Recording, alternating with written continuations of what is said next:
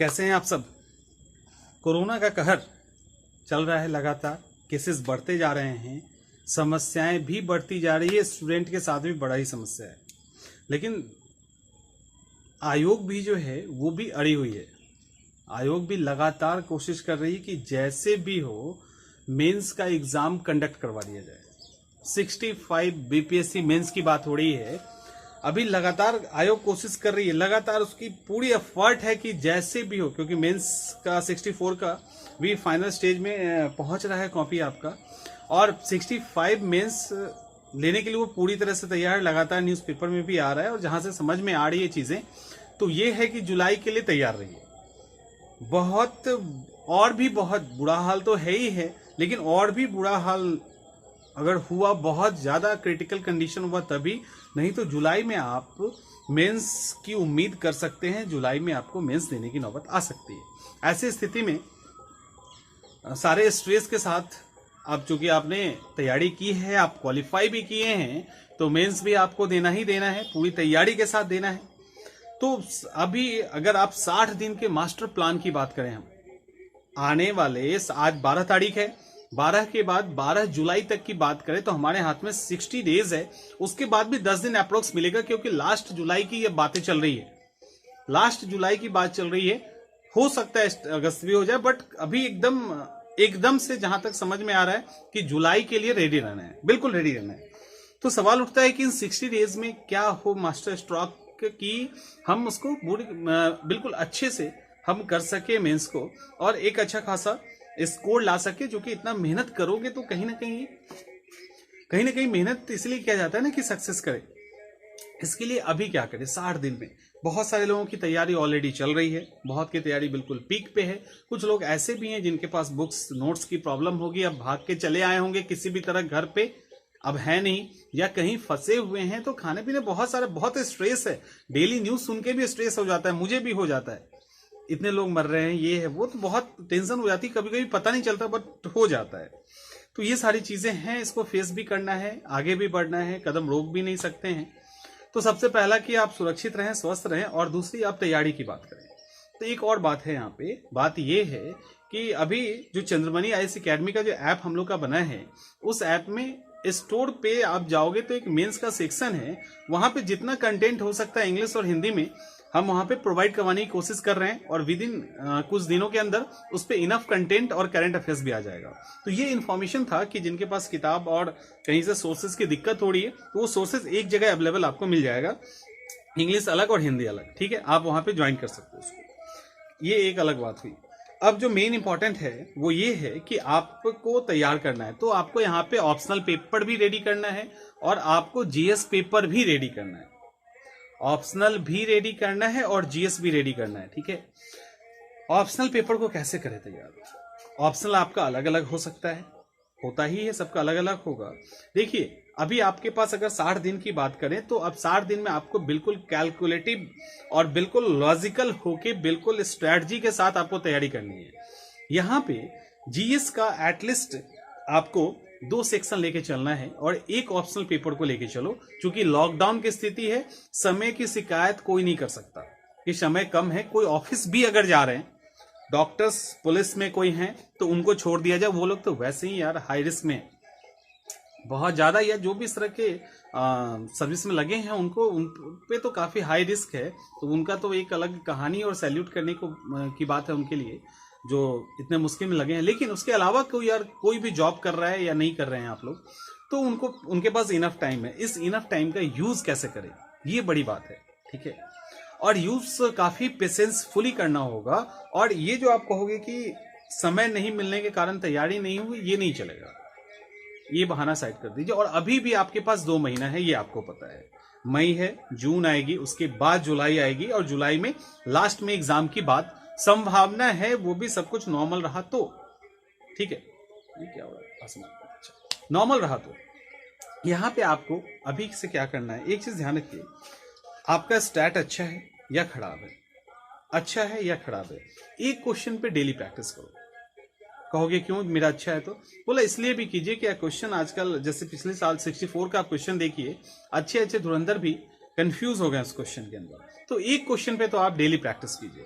उसका दो कारण है, एक तो हर तरह के क्वेश्चन पे प्रैक्टिस कर लोगे आप, और दूसरा इंपॉर्टेंट कारण है जब आप प्रैक्टिस कर लेंगे, दूसरा है कि आप बहुत कम टाइम में उसको सॉल्व कर लेंगे। जब कम टाइम में सॉल्व करेंगे तो और सारे पेपर्स और जो पार्ट है उसको लिखने में सुविधा होगी, क्योंकि करंट का भी सेक्शन है, हिस्ट्री का भी सेक्शन है, तो उसको लिखने में आपको आसानी होगी। और वहां पे जब इनफ टाइम होगा तो हैंड राइटिंग भी थोड़ा सा ठीक हो जाएगा ना, समझ रहे हो बात को, वो भी होगा। तो आपको स्टार्ट एक लेके चलना है। उसके बाद आपके पास जो सेक्शन बचता है वो है modern history, geography, polity, economics, science and tech. ये आपके पास मेजर पोर्शन है। करंट अफेयर्स में इंटरनेशनल, नेशनल करंट अफेयर्स, इससे क्वेश्चन पूछेगा। तो ये जो आपके पास सेक्शन है करंट अफेयर्स में, अब सवाल उठता है कि सबसे ज्यादा परेशानी करंट अफेयर्स को लेकर होती है। करंट अफेयर्स में क्या करें? करंट अफेयर्स में मैं अभी कुछ दिनों के अंदर, 2-4 दिनों के अंदर भी करना शुरू कर दिया हूं सॉर्ट आउट। वहां से मैं कुछ टॉपिक आपके साथ शेयर कर दूंगा, और शेयर ही नहीं करूंगा, उस टॉपिक पे कंटेंट भी प्रोवाइड करवाने की कोशिश करूंगा, इस वीडियो के थ्रू भी और उस ऐप के थ्रू भी।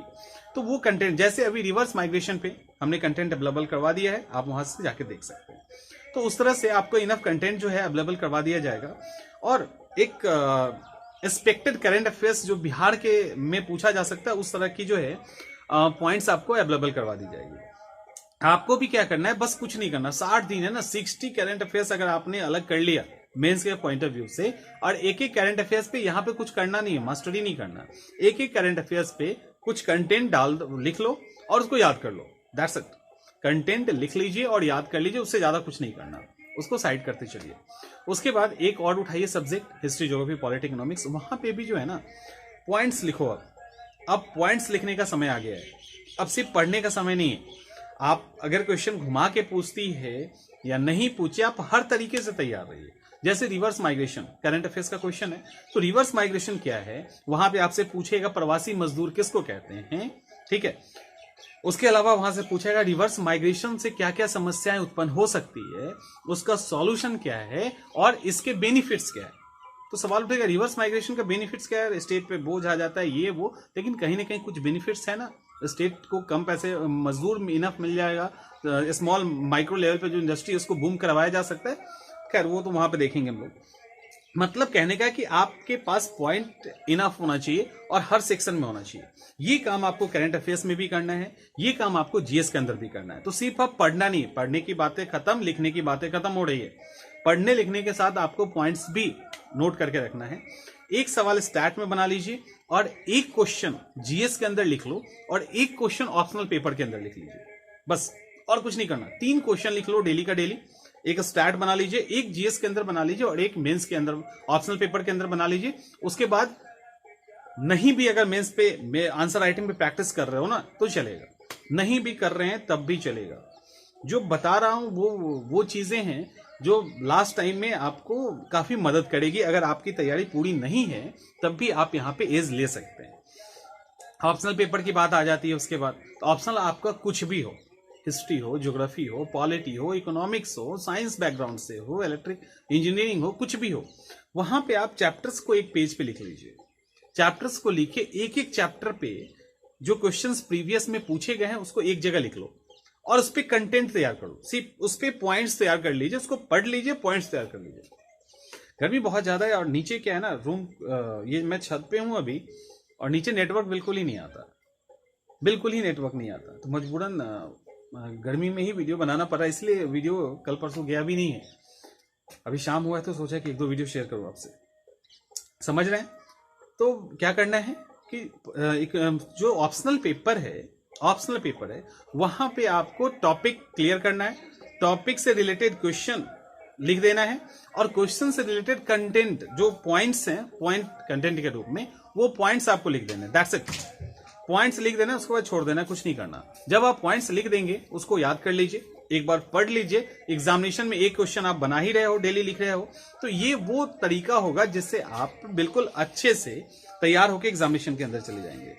और यहाँ पे मैं अभी आप कहोगे कि सर अब आप बार बार पॉइंट्स लिखने के लिए क्यों कह रहे हो, तो वो जरूरी है क्योंकि एग्जामिनेशन हॉल में जो आपका खुद से लिखा हुआ पॉइंट है ना वो याद आएगा। और वो पॉइंट्स आप कब अच्छा लिख सकते हो, जब हर तरह के क्वेश्चन, जैसे 1857 एग्जाम्पल, एज एग्जाम्पल एक लेते हैं 1857 की क्रांति। कुछ नहीं है, कारण परिणाम, कॉन्सिक्वेंसेस क्या था, कारण परिणाम, और कारण हुआ, परिणाम हुआ, और उसका असफल क्यों हुआ, अनसक्सेस क्यों हुआ, सब चीज हर तरह से क्वेश्चन पूछ दिया गया। क्यों इसको भारत का पहला स्वाधीनता संग्राम कहते हैं, हर तरह के क्वेश्चंस आपने 1857 की कैटेगरी का लिख दिया।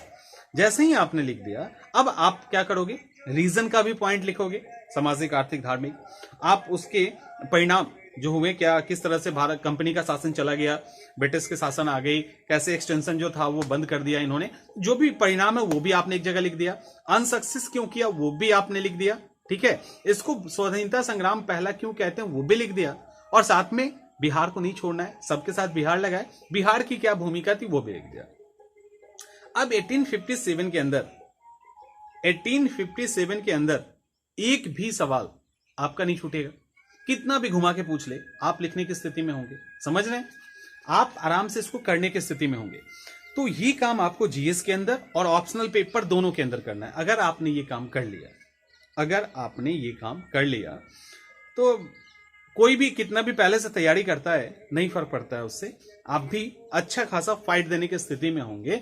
और इतना याद रखना, सिर्फ हार्ड वर्क से अब काम नहीं चलता, हार्ड के साथ स्मार्ट वर्क भी जरूरी है, और ये स्मार्ट वर्क का तरीका है। आप इसको करके देखिए, 10 दिन करो, फायदा मिलेगा। 10 दिन का डोज ले लो और फायदा देख लो, आपको काफी कॉन्फिडेंस महसूस होना शुरू हो जाएगा। चलिए, कुछ और पूछना तो बता देना, फिर हम लोग नेक्स्ट वीडियो में उसको डिस्कस कर लेंगे।